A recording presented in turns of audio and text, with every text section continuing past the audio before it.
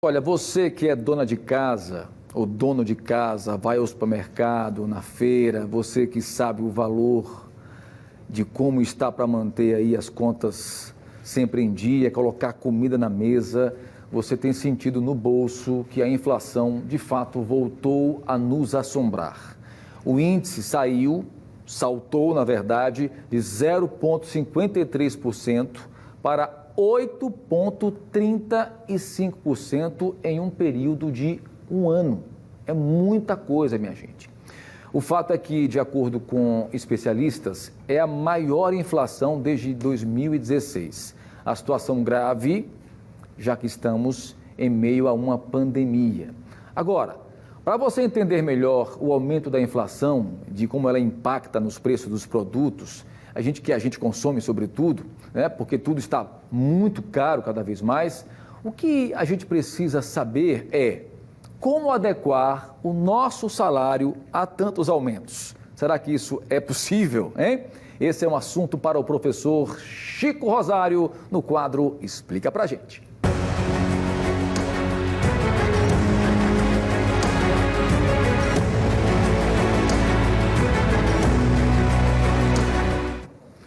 Professor Chico Rosário conosco ao vivo em tempo real pela internet. Meu amigo, eu vou te contar, viu, professor? Tá difícil de fechar essa conta. Como é que a gente vai adaptar o nosso salário, que está aí defasado há 500 anos, a uma inflação que está comendo pelas beiradas todo santo dia e desvalorizando cada vez mais a nossa moeda, hein?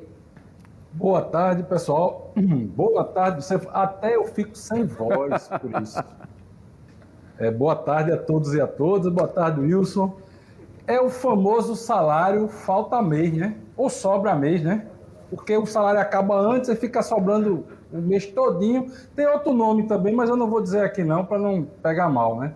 Mas é o salário sobra mês, meu amigo. E o negócio tá feio e os preços é que são os grandes culpados por essa sobra de dias, né, de sofrimento da gente quando a gente vai fazer as contas de um mês. A inflação a 8% ao ano é muito alta para os padrões da economia brasileira atualmente. Ô, professor Chico, eu não sou assim tão velho como o Wilson, né? Mas eu sou da época ainda, ali em 93, um pouco mais do que isso, né? Semana passada o real fez 27 anos, né? E ainda sou da época, eu me lembro, eu era menino, que a gente chegava ao supermercado, era um preço para a gente comprar um produto, à tarde já era outro preço. Nós tínhamos aí no mesmo dia uma inflação absurda, né? Que naquele momento nos colocava na beira do abismo, né? O dinheiro que hoje, se hoje não vale nada, imagine naquela época, não é? É claro que fazendo esse comparativo com lá atrás, ainda estamos navegando em mares um pouco mais tranquilos, mas infelizmente a gente tem visto aí que de fato o real está cada vez valendo menos, né? Um real há 27 anos atrás não vale o mesmo real de hoje, né? Pois é, quem está aí é o Papito, né? Me perdoe pela gafe. Meu amigo Wilson está no estaleiro e você aí tomando a frente. Pois é, o que acontece de 94, na verdade, né, há 27 anos atrás, para cá, é que o brasileiro se adequou a um novo patamar de estilo de vida e de preços. Então você tinha antes aquele corre-corre, por isso que os supermercados são grandes, tal, então as pessoas tinham que comprar logo tudo que podia antes que o salário perdesse valor. De uns tempos antes, recente, a gente tinha mais cuidado com isso, né?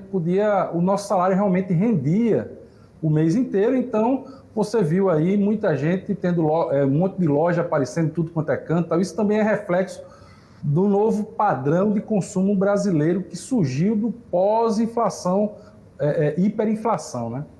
Só que agora, quando a gente passa de 5% ao ano, 4% ao ano a nossa inflação, isso já pesa muito no bolso. Porque o nosso salário já não é mais corrigido pela inflação, é livre negociação. Então, quando o salário não é corrigido e os preços continuam crescendo, você vai corroendo o poder de compra. Então, o mesmo salário que comprava um quilo de carne a 15, a 10, 15 reais há um ano e meio atrás, a gente hoje já não tem esse poder de compra, né? Esse é o problema. Agora, de fato, a gente tem sentido isso no bolso, né? Tanto pelo custo fixo mensal, né? Você tem a água cada vez mais cara, os serviços, né? Água cara, energia cara, combustível caro, tudo muito caro. E às vezes a dona de casa ou o trabalhador, de uma forma geral, não tem uma noção correta daquilo que acontece lá do outro lado do Atlântico, muitas vezes, acaba aqui refletindo na compra do nosso bom e velho feijão com arroz. É verdade. As coisas estão entrelaçadas, né? Impressionante isso, principalmente em tempos de globalização, né?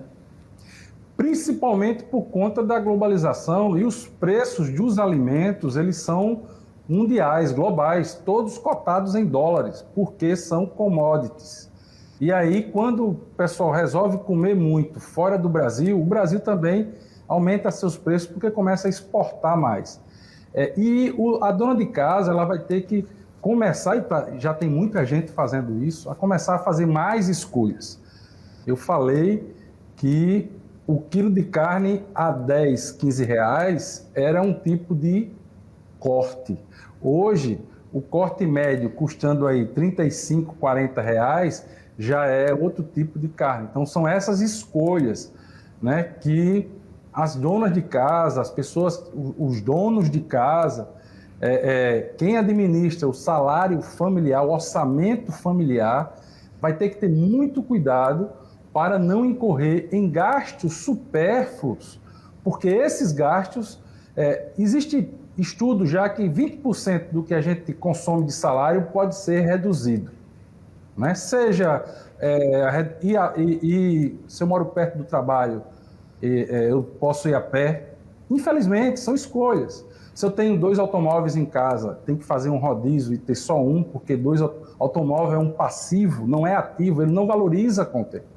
É só gasto, né? Só deprecia, e a gente ter um. Então, as famílias elas vão ter que fazer algumas escolhas e, infelizmente, dado as condições de não aumento de salário, né? E uma inflação, ou como era antigamente conhecida, carestia, ser crescente, a gente tem que começar também a botar o pé no freio para que não seja pego de surpresa e entrar naquela conversa da semana passada dos super endividados. Pois é, e aí se transforma numa grande bola de neve, né? Olha, a gente tem a participação dos nossos telespectadores que estão enviando perguntas. Vamos acompanhar, professor Chico.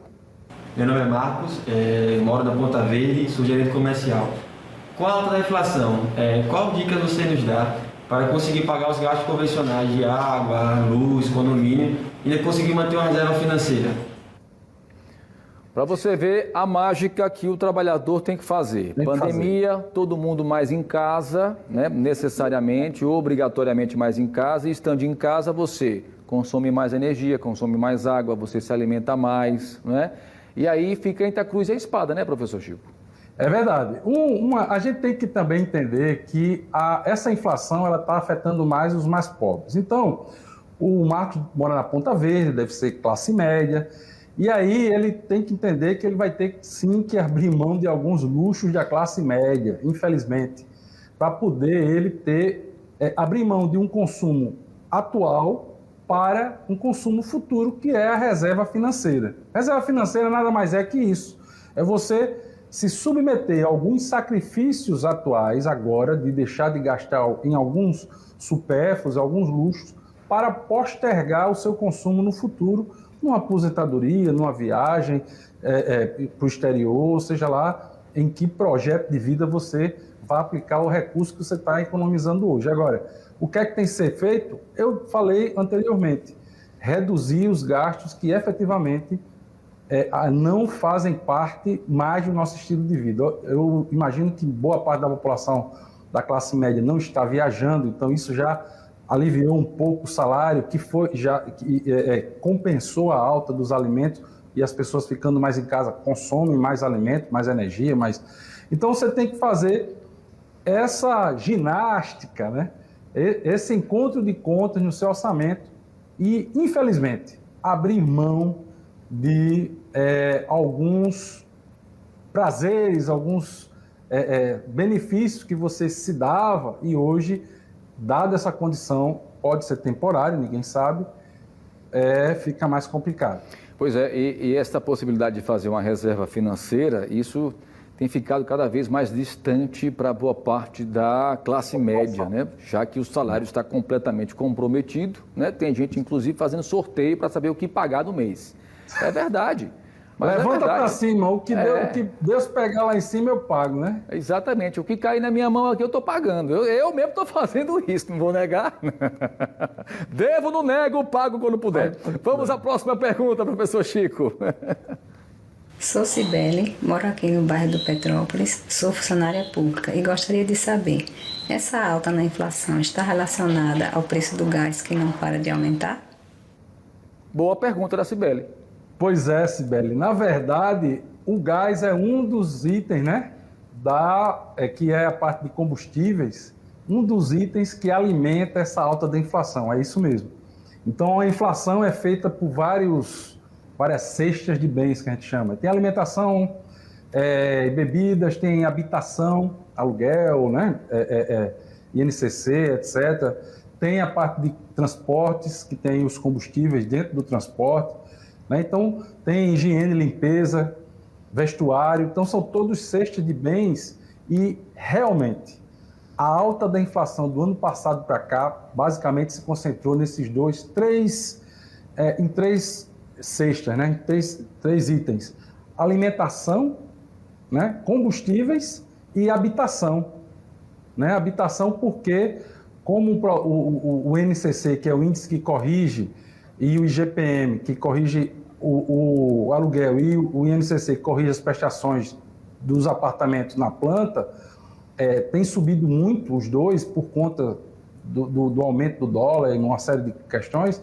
Isso tem pressionado o preço da moradia muito. Então, o peso da inflação vem praticamente desses três itens. Agora, professor Chico, para a gente finalizar o nosso bate-papo dessa terça-feira, pela sua experiência, você consegue vislumbrar uma luz nesse final do túnel aí?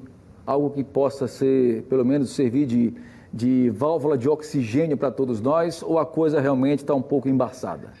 Olha, em nosso estado, provavelmente, a gente, particularmente aqui em Maceió, né? A gente vai ter alguns investimentos em infraestrutura aqui em Maceió, em algumas cidades do interior também, que provavelmente gerem um pouco mais de empregos com salários mais baixos, tal, mas vão movimentar um pouquinho mais a nossa economia local. Do ponto de vista de Brasil, espera-se que esse impacto também seja generalizado e comece a acontecer no segundo semestre do ano que vem. Ninguém sabe, a economia é muito problemática, porque, por exemplo, ano que vem a gente já vai estar contratado aí um problema do apagão, né? A questão da energia elétrica. As empresas não vão poder produzir na sua totalidade porque provavelmente a gente corra risco de racionamento. Então ninguém sabe, mas tudo estável como está hoje, provavelmente segundo semestre do ano que vem a gente começa a ter um pouquinho mais de movimento na economia, uma melhoria em alguns indicadores e aí algumas negociações de salário para poder folgar um pouquinho a gravata de muita gente, né? E olha, não podemos esquecer que 2022 também é marcado por eleições gerais, né? Ou seja... E Copa do Mundo. E Copa do Mundo. Dizem que tudo só começa depois da Copa e do Carnaval, né? Mas temos eleições gerais aí para presidente, governador, deputados federais e estaduais e ainda tem a pandemia. Não podemos esquecer disso. Que a gente não sabe quando isso vai terminar de fato, né? Mas esse fim de ano, existem vários estudos, eu já tive acesso a alguns e comentários com alguns colegas, que a partir de novembro, provavelmente, esse estudo de Big Data a partir de dados internacionais e com o Brasil no meio, né?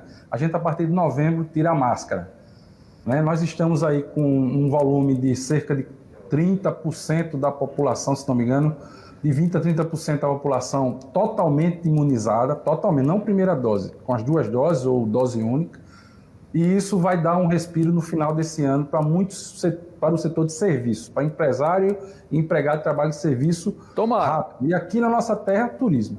Tomara. Tá aí as previsões do nosso professor Chico. Tomara que Previsão não, ó a bola de cristal. É um chute, é uma aposta. Pois é. Façam suas apostas, tomara que você esteja certo. Economia é assim, é um jogo. É verdade. Professor, um grande abraço mais uma vez. Prazer e satisfação revê-lo aqui no Fique Alerta, tá bom? Quero lembrar que você, quer ter mais dicas importantes, tá aí, Sururu Talks. Sururu Talks, @Sururu Talks, é Instagram, né? Isso. Muito bem, Eu vou colocar lá agora aprofundar alguns comentários sobre isso que a gente fala. Eu vou começar eu não estava fazendo, mas eu vou me aprofundar e falar dos impactos para os diversos setores da economia. Muito bem. Todo mundo lá seguindo o Sururu Talks, professor Chico aqui trazendo sempre dicas importantes para cuidar do nosso bolso, minha gente. Tá fácil não. Professor Chico, aquele abraço, viu? Meu amigo, muito obrigado. Abraço e até semana que vem. Tchau, Se Deus quiser.